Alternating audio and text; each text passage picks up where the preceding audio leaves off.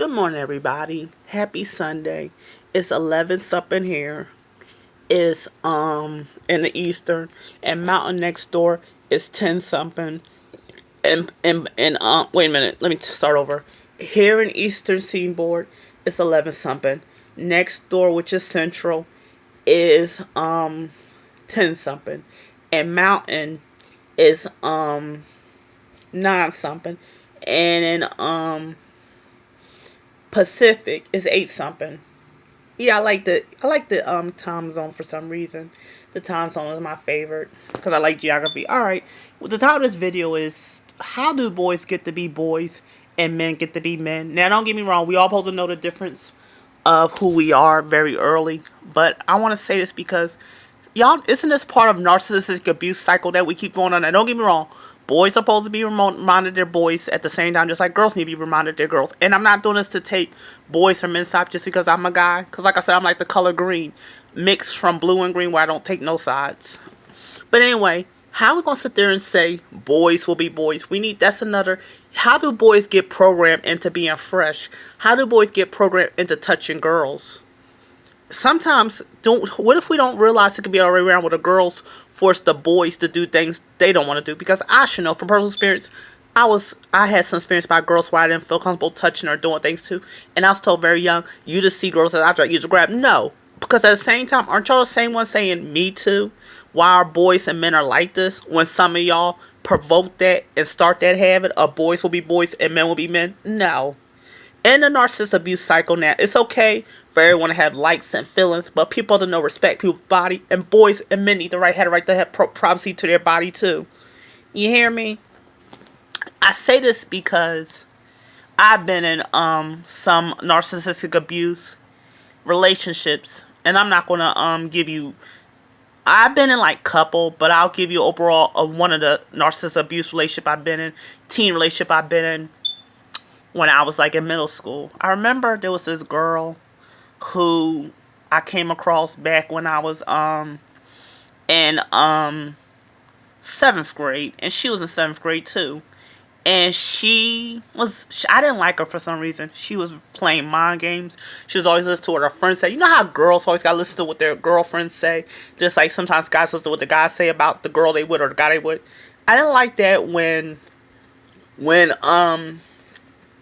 she sometimes was standing always over me, touching me, and I didn't like that. But I had to respect that she was a girl. She liked me, and I didn't like her.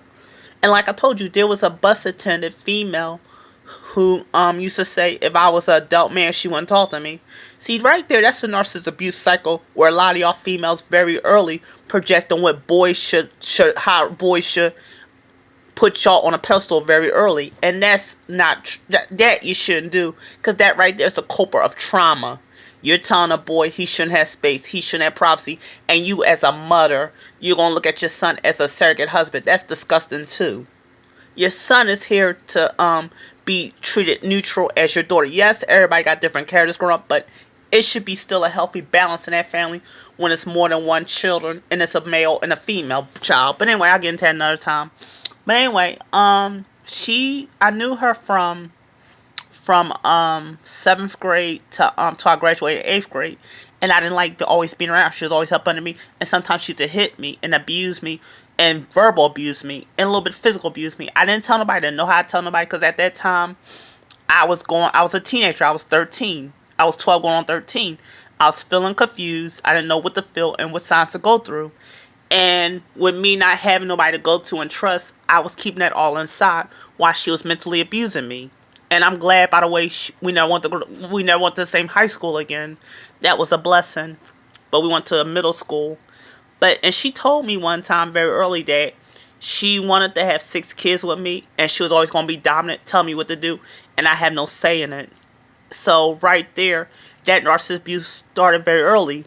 But that's not the only experience I have in narcissist abuse. And I'm not saying I'm perfect, because there's some things I learned from learned behavior. And I'm looking back, maybe there's things she learned from learned behavior. Because if you look at, one time when I came to our house, I noticed that her mother was a single woman. And it was her and her 2 other sisters. Now, the character of the mother, I didn't get too much of it.